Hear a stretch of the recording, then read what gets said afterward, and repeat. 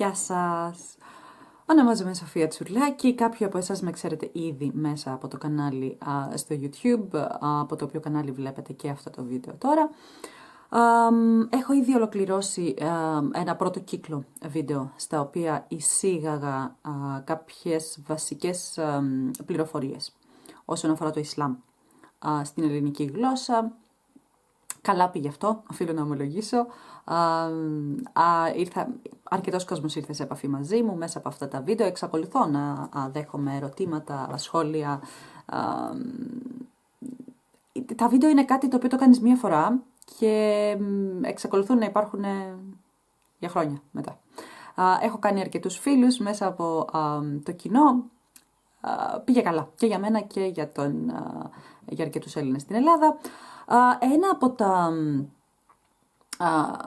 πιο κοινά ερωτήματα ήταν πώς να μάθω. Δώσε μας βιβλία στην ελληνική γλώσσα. Μια ερώτηση στην οποία αδυνατό να απαντήσω πλήρως, με την έννοια του ότι εγώ έχω φύγει από την Ελλάδα εδώ και 10 χρόνια. Οπότε δεν γνωρίζω τη βιβλιογραφία, όχι τους τίτλους. Τίτλους γνωρίζω, μπορώ να βρω. Αλλά δεν έχω διαβάσει τα βιβλία για να μπορώ να τα συστήσω. Και αποφεύγω να συστήνω πράγματα τα οποία δεν έχω ελέγξει προσωπικά. Το άλλο ερώτημα ήταν το Κοράνι. Θέλουμε να διαβάσουμε το Κοράνι. Κυκλοφορεί μία μετάφραση του Κορανίου στην Ελλάδα, στην ελληνική γλώσσα. Η ποιότητά της, δεν θα μιλήσω για την ποιότητά της, αλλά είναι απλή μετάφραση. Και όπως έχω πει πολλές φορές, έχω ήδη φτιάξει ένα βίντεο για το Κοράνι, το οποίο νομίζω είναι το πιο επιτυχημένο βίντεο της σειράς. Μία απλή μετάφραση δεν βγάζει νόημα από μόνη της. Για τους Έλληνες, εδώ να διευκρινίσω αυτό, για τους Έλληνες οι οποίοι έχουν διαβάσει τη βίβλο, ίσως βγάζει περισσότερο νόημα, αλλά για τον οποιοδήποτε άλλο δεν βγάζει. Και οι λόγοι είναι πολλοί. Δεν θα μπω στη διαδικασία να τους εξηγήσω τώρα, δεν έχουμε χρόνο. Οπότε αυτό που αποφάσισα να κάνω είναι να φτιάξω μία επεξήγηση του Κορανίου. Στην αραβική αυτό το λέμε ταφσίρ. Τι είναι η επεξήγηση? Η επεξήγηση είναι ένα κείμενο, ένα έγγραφο, το οποίο εμπεριέχει το αρχικό κείμενο, εμπεριέχει μετάφραση στην ελληνική γλώσσα του αρχικού κειμένου. Έχω βάλει και transliteration, έχω βάλει με ελληνικά γράμματα τους ήχους της αραβικής στροφής, της κάθε στροφής, γιατί κάποιοι ζητήσατε να το κάνω αυτό για να μπορείτε να προσεύχεστε, αφού η προσευχή στο Ισλάμ εμπεριέχει κομμάτια του Κορανίου. Και δίπλα έχω τις εξηγήσεις. Θα το καταλάβετε καλύτερα όταν θα αρχίσετε να κατεβάζετε τα αρχεία. Ο σκοπός μου είναι να φτιάχνω PDF όσο προχωράει η δουλειά, γιατί είναι πολύ βαριά δουλειά.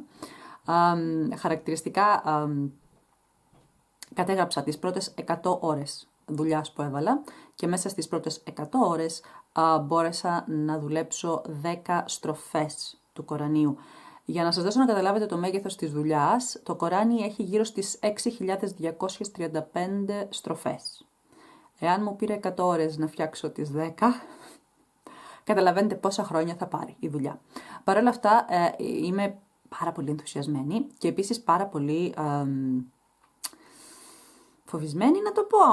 Είναι βαριά δουλειά, είναι σκληρή δουλειά, είναι και μεγάλη ευθύνη, αλλά θα το συνεχίσω και όπου φτάσει. Δεν έχω την άνεση να περιμένω να το τελειώσω για να σας το διαβιβάσω και επίσης γνωρίζω από εμπειρία ότι ακόμα αν σας το δώσω τελειωμένο δεν θα το διαβάσετε όλο. Οπότε θεωρώ θα είναι πολύ πιο χρήσιμο να παραδίδετε κομμάτι-κομμάτι, όπως σκοπεύω να το κάνω. Για σήμερα λοιπόν, επίσης θα φτιάχνω και βίντεο.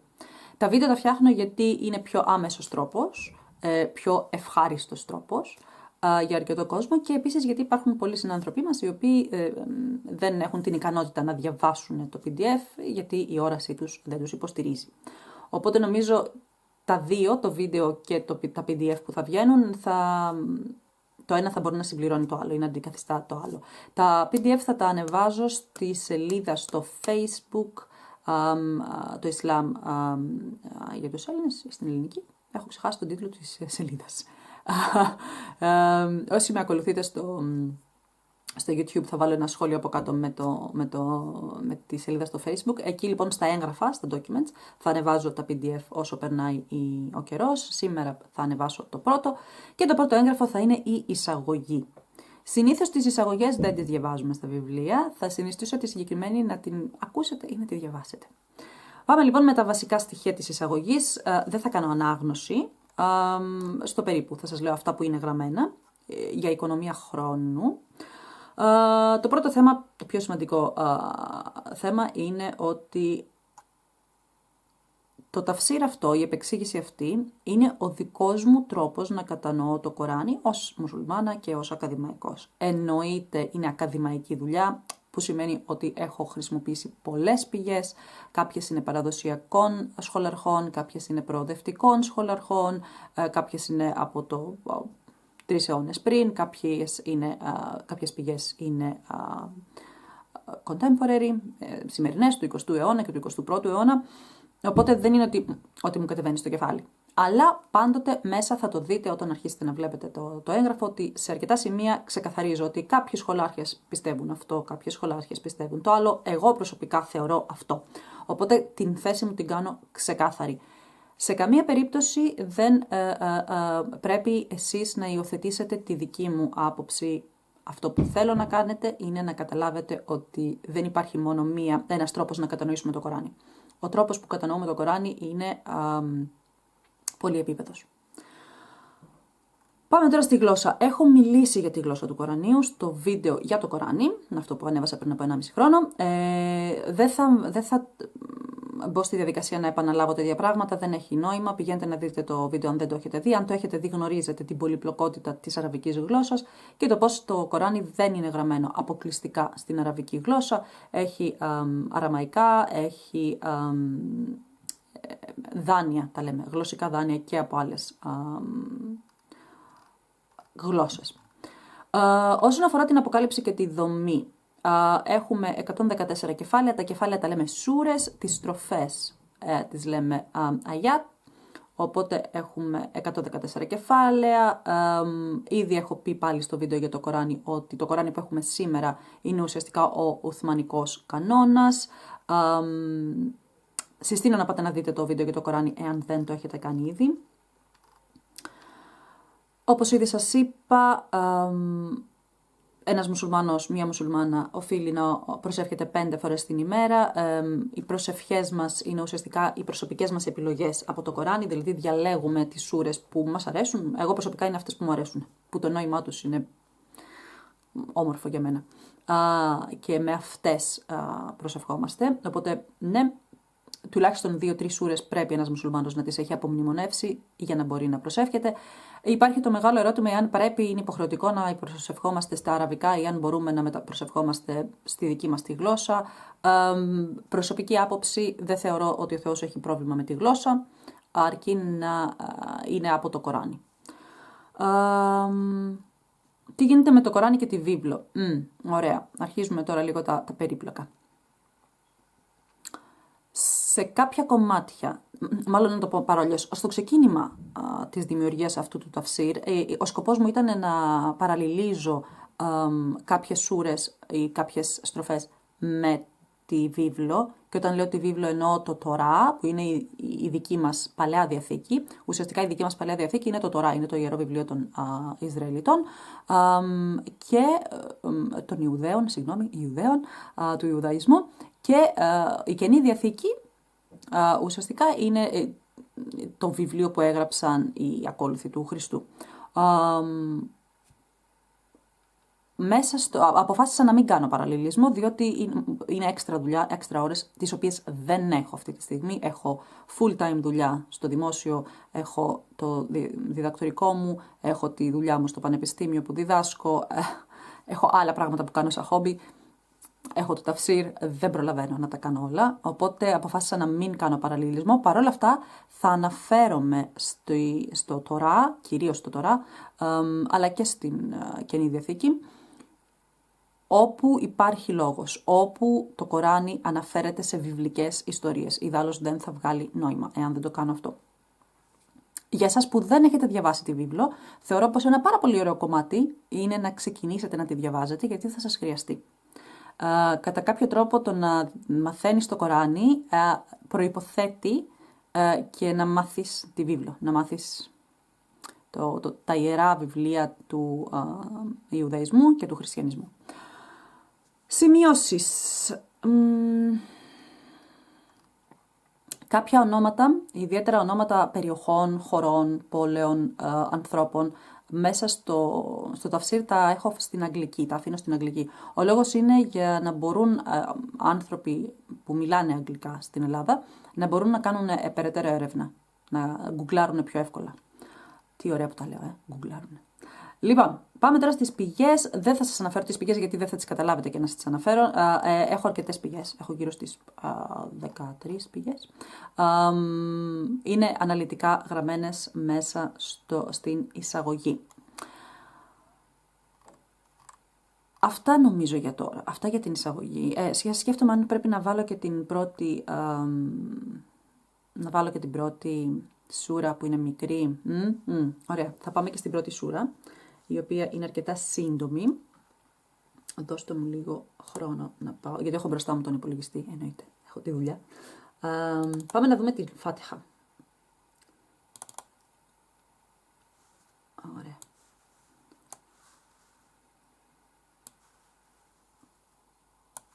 Τώρα λοιπόν θα δούμε πώς θα βλέπετε στα βίντεο τις σούρες και πώς μάλλον θα ακούσετε, δεν θα δείτε, θα ακούσετε πώς ακριβώς δομείτε το ταφσίρ.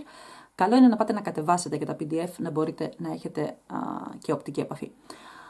Λοιπόν, η σούρα Αλ-Φάτιχα είναι το ξεκίνημα του Κορανίου ή το ξεκίνημα του βιβλίου. Το Κοράνι αυτοαποκαλείται βιβλίο. Να μου πείτε γιατί κατέβηκε γραπτό, δεν κατέβηκε γραπτό, αλλά γνωρίζουμε ότι από τα πρώτα χρόνια υπήρχαν καταγεγραμμένες κάποιες, όχι το σύνολό του, αλλά υπήρχαν καταγραφές του περιεχομένου του, αλλά θεωρείται βιβλίο. Δηλαδή ο Θεός αναφέρεται στο Κοράνι ως βιβλίο και αυτό θα το δούμε ξανά και ξανά μέσα στο ταφσίρ. Η λέξη κυριολεκτικά είναι κιτάμπ, είναι βιβλίο στην αραβική γλώσσα. Βέβαια, το νόημα, πολλές φορές πάρα πολλοί σχολάρχες θεωρούν ότι θα έπρεπε να το διαβάζουμε όχι κυριολεκτικά βιβλίο, αλλά η Αποκάλυψη. Ότι η Αποκάλυψη είχε την ίδια λέξη με τη λέξη βιβλίο. Επειδή όμως, όπως ήδη έχω αναφέρει αρκετές φορές, η αραβική είναι περίπλοκη γλώσσα και επειδή το Κοράνι δεν είναι γραμμένο ή διασωμένο μόνο με αραβικούς όρους, η εύκολη λύση είναι να το λέμε βιβλίο. Αλλά να καταλαβαίνετε Αποκάλυψη, κάτι πολύ πιο abstract, πολύ πιο αφηρημένο από την κυριολεκτική έννοια ενός βιβλίου όπως το έχουμε μάθει σήμερα. Επίσης μην ξεχνάτε ότι τα βιβλία όπως τα ξέρουμε σήμερα δεν είχαν αυτή τη μορφή παλαιότερα. Παλαιότερα είχαμε περγαμηνές, είχαμε scrolls, είχαμε δέρματα τα οποία μετά τα έδαιναν μεταξύ τους. Οπότε μην έχετε στο μυαλό σας την σημερινή δομή ή μορφή ενός βιβλίου. Η σούρα Αλ-Φάτιχα λοιπόν είναι γνωστή ως το ξεκίνημα του βιβλίου. Είναι η σούρα που είναι υποχρεωτικό να λέγεται στο ξεκίνημα κάθε προσευχής. Είτε μιλάμε για κανονική προσευχή, υποχρεωτική προσευχή, είτε μιλάμε για τις εθελοντικές προσευχές. Ήδη σας είπα ότι οι προσευχές μας είναι κομμάτια του Κορανίου. Η Φάτιχα είναι η πρώτη. Δηλαδή όλοι οι μουσουλμάνοι αυτού του κόσμου έχουν απομνημονεύσει την Φάτιχα, πρέπει να απομνημονεύσουν τη Φάτιχα και η Φάτιχα είναι αυτή που ξεκινάει κάθε προσευχή. Σε ποια περίοδο έχει αποκαλυφθεί? Αυτό είναι κάτι το οποίο θα το βλέπετε, είναι στο ξεκίνημα κάθε PDF. Είναι σούρα της περίοδου Μέκας. Η Μέκα ήταν, πρέπει να έχετε και Ισλαμική ιστορία, γνώση της Ισλαμικής ιστορίας. Παρένθεση, θα σας παράσχω στοιχεία Ισλαμικής ιστορίας. Παρ' όλα αυτά, επειδή το ταφσίρ δεν είναι ένα βιβλίο ιστορίας, δεν θα σας δίνω πολλές λεπτομέρειες. Θα σας δίνω τις πληροφορίες που χρειάζονται, που είναι απαραίτητες για να μπορείτε να κατανοήσετε. Αλλά όχι όλη την Ισλαμική ιστορία. Καλό θα είναι να βρείτε ένα καλό βιβλίο Ισλαμικής ιστορίας. Μην με ρωτήσετε να σας συστήσω ένα. Δεν γνωρίζω. Δεν έχω διαβάσει τα βιβλία που υπάρχουν στην Ελλάδα και δεν έχω το χρόνο να το κάνω αυτή τη στιγμή. Ίσως θα ήταν μια πολύ καλή ιδέα να διαβάσετε εσείς τα βιβλία και αφού διαβάσετε και τα στοιχεία που παραδίδω εγώ μέσα στα PDF, να κάνετε κάποιο σχόλιο και να συστήσετε βιβλία ο ένας στον άλλον. Είναι υπέροχο που έρχεστε σε επαφή μαζί μου. αλλά καλό θα είναι να έρχεστε σε επαφή και ο ένας με τον άλλο. Λοιπόν, η σούρα Al-Fatiha είναι σούρα της περίοδου Μέκκας, άρα είναι από τα πρώτα χρόνια του Ισλάμ. Ήδη έχω αναφερθεί στην πρώτη σειρά των βίντεο, στην πρώτο Ισλαμική ιστορία, οπότε εάν δεν έχετε δει το βίντεο πηγαίνετε να το δείτε, οι πληροφορίες υπάρχουν εκεί. Σύμφωνα με τον Οθμανικό κώδικα, όπως έχουμε λοιπόν το Κοράνι σήμερα, είναι η πρώτη σούρα, αλλά σύμφωνα με τη σειρά αποκάλυψης ήταν η πέμπτη σούρα που αποκαλύφθηκε. Τώρα, στο ταφσίρ μέσα, εγώ θα ακολουθήσω, στα βίντεο τουλάχιστον, θα ακολουθήσω την σειρά του Οθμανικού κώδικα, γιατί έτσι ξέρουμε σήμερα το Κοράνι, έτσι έχει διασωθεί σήμερα το Κοράνι. Παρ' όλα αυτά, η κάθε σούρα θα έχει το δικό της PDF. Δεν θα τα ενώσω, δεν θα τα κάνω ένα βιβλίο. Ο λόγος είναι για να μπορείτε εσείς, δεδομένων το ότι σας δίνω εγώ την σειρά της αποκάλυψης, να μπορείτε, αν θέλετε, να διαβάσετε το Κοράνι με τη σειρά που αποκαλύφθηκε και όχι με τη σειρά που το έχουμε σήμερα.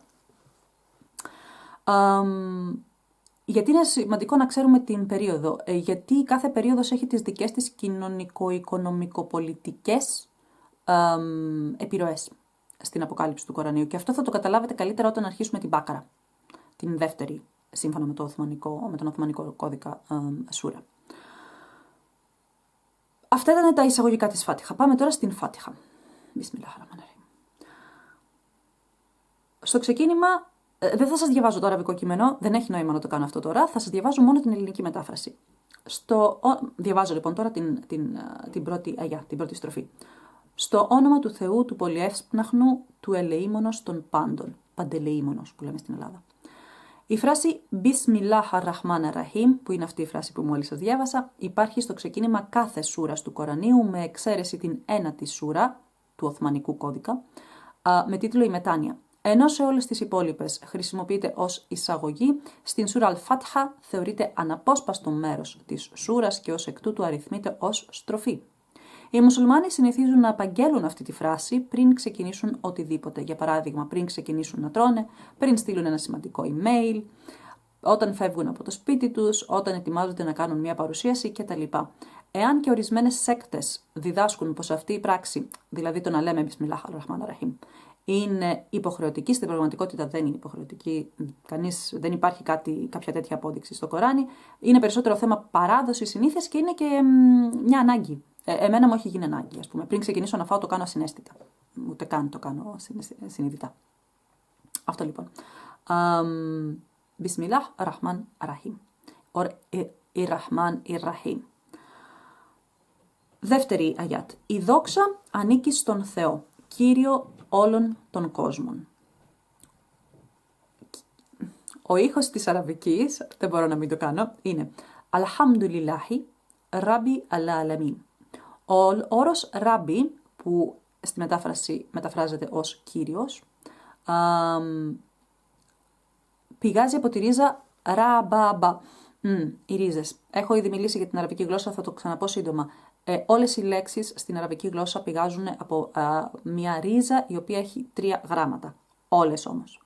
Αλλάζει η σειρά των γραμμάτων, ο συνδυασμός των γραμμάτων και αλλάζουν τα νοήματα. Η ρίζα λοιπόν ραμπαμπά παράγεται σε έννοιες της φροντίδας, ανατροφής και καθοδήγησης. Ως εκ τούτου ο όρος Κύριος στο Κοράνι, Ράμπι, ο όρος είναι Ραμπ. Εδώ πέρα χρησιμοποιείται ως Ράμπι γιατί είναι στην αιτιατική. Ο όρος Ραμπ έχει την έννοια του υπεύθυνου για τη φροντίδα και καθοδήγηση. Να σκεφτείτε κάτι σαν τη μητέρα. Πώς η μητέρα φροντίζει, καθοδηγεί και μεγαλώνει τα παιδιά. Με αυτά τα χαρακτηριστικά έχει το όνομα Ραμπ. Στη μετάφραση σας έχω πει τον Κύριο όλων των κόσμων. Με τον όρο Αλαλαμίν στην αραβική γλώσσα κατανοούμε τους κόσμους και είναι και οι κόσμοι των ανθρώπων, δηλαδή ο κόσμος στον οποίο ζούμε και τον οποίο μοιραζόμαστε με ζώα, φυτά και τα συναφή, αλλά και τους άλλους κόσμους, τους κόσμους των αγγέλων, των πνευμάτων και φυσικά της μεταθανάτου ζωής, του κόσμου στον οποίο θα οδηγηθούμε μετά θάνατον. Στην Μπάκαρα θα δούμε περισσότερες λεπτομέρειες γι' αυτό, αλλά εδώ θα σας αναφέρω ότι πολύ σημαντικό κομμάτι και απαραίτητη προϋπόθεση για να είναι κάποιος μουσουλμάνος είναι να πιστεύουμε στο αόρατο. σε αυτό που δεν μπορεί να δει το μάτι. Αλλά περισσότερα θα δούμε στην Μπάκαρα. Τρίτη σειρά της πρώτης σούρας, της Αλφάτιχα, είναι, μεταφράζεται τον πολυεύσπναχνο τον Παντελεήμονα. Αρραχμάν Ιραχήμ. Οι όροι Ραχμάν και Ραχήμ είναι δύο από τα 99 ονόματα του Θεού και πηγάζουν από την ίδια ρίζα Ραχάμα. Η ρίζα Ράχαμα, δημιουργεί τις λέξεις έλεος, συμπόνια, τρυφερότητα και χάρη. Ως εκ τούτου, το ουσιαστικό Ραχμάν δίνει τον ανώτερο βαθμό αυθονίας της θεϊκής χάριτος, δηλαδή είναι ο Θεός είναι αυτός που μπορεί να παράξει το περισσότερο ή να δώσει, όχι να παράξει, να δώσει, να προσφέρει το περισσότερο. Και το ουσιαστικό Ραχήμ δίνει έμφαση στη φύση του Θεού να δίνει έλεος. Με άλλα λόγια, Ραχμάν Ραχήμ σημαίνει ότι ο Θεός είναι καλός, τρυφερός, συμπονετικός, πολυεύσπναχνος. Δώστε σημασία λίγο στα χαρακτηριστικά που δίνει το Κοράνι στον Θεό, στη θεϊκή δύναμη, και στα χαρακτηριστικά που δίνει το Τωρά, η Παλαιά Διαθήκη. Όσοι έχετε διαβάσει, μπορείτε να καταλάβετε από το πρώτο σημείο τις διαφορές. Όσοι δεν έχετε διαβάσει, για πηγαίνετε να διαβάσετε την Παλαιά Διαθήκη και θα καταλάβετε τη διαφορά. Η τέταρτη στροφή. Τον Κύριο της ημέρας της κρίσεως. Μάλικι Γιαούμιντίν. Η ημέρα της κρίσεως, σύμφωνα με την Ισλαμική πίστη, είναι η ημέρα κατά την οποία οι άνθρωποι θα κριθούν από τον Θεό, σύμφωνα με τις πράξεις τους στη γη, και θα αποφασιστεί η μοίρα της ψυχής τους. Στην ελληνική γλώσσα αυτό το γνωρίζουμε ως ημέρα της Αποκάλυψης. Το λέμε και η ημέρα της κρίσεως, δεν το λέμε. Νομίζω το λέμε. Πέμπτη στροφή. Είσαι εσύ που προσκυνούμε και είσαι εσύ από όπου ζητάμε βοήθεια. Έκτη στροφή. Οδήγησέ μας στο σωστό μονοπάτι. Έβδομη στροφή. Το μονοπάτι αυτών που εσύ έχεις ευλογήσει, όχι αυτών που προκαλούν τον θυμό σου επάνω τους και όχι εκείνων που αποκλίνουν από το σωστό μονοπάτι ή παραστρατούν.